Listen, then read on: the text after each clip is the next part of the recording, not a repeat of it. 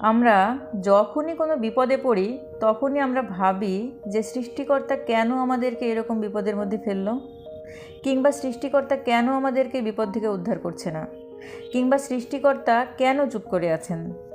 আমরা most of the time কিন্তু এইরকমই কথা চিন্তা করি যখনই আমরা কোনো বিপদে পড়ি না কেন।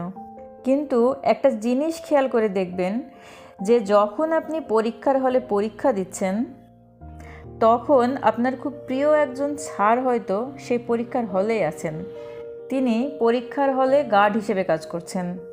তো সেই স্যার যিনি আমাদেরকে সারা বছর পড়িয়ে থাকেন, যা আমরা জানি না সেটা আমাদেরকে জানতে সাহায্য করেন, কিন্তু সেই স্যার পরীক্ষার হলে থাকাকালীন আমাদের কিন্তু কখনো কোনো সাহায্য করেন না।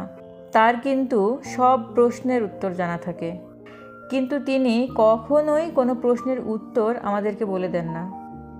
আমরা তাকে জিজ্ঞেস করলেও সে কিন্তু কখনোই আমাদেরকে বলবে না, কারণ সে চায় সে সারা বছর ধরে আমাদেরকে যা শেখালো, যা জানতে সাহায্য করলো, সেই সকল জিনিসগুলো আমরা যেন নিজে নিজে সমাধান করি, নিজে নিজে আমাদের এই সমস্যা থেকে বের হয়ে আসি।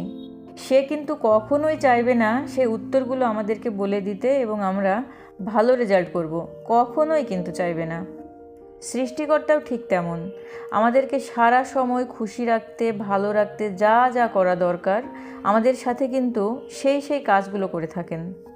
কিন্তু যখন আমাদের বিপদ দেন, তার মানে এই যে সব সময় আমাদেরকে খুশি রাখলো, সব সময় আমাদেরকে ভালো রাখলো, এই হঠাৎ কোনো সমস্যা আসলে আমরা কিভাবে সেই সমস্যা থেকে সমাধান করতে পারি নিজে নিজে, কিভাবে সেই সমস্যা থেকে বের হতে পারি নিজে নিজে।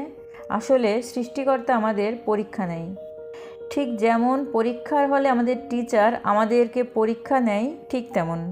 তাই কখনো সৃষ্টিকর্তাকে দোষারোপ করে কিংবা কোনো কিছু করেই কখনো অন্য কাউকে ব্লেম করে কখনো নিজের সমস্যার সমাধান করা যায় না। যে কোনো সমস্যার, যে কোনো কিছুর জন্য সমাধান করতে হলে নিজেকে কষ্ট করতে হবে, নিজেকে বুঝতে হবে সেই সমস্যাটাকে। তা না হলে কখনোই আমরা আমাদের কোনো সমস্যারই সমাধান করতে পারবো না।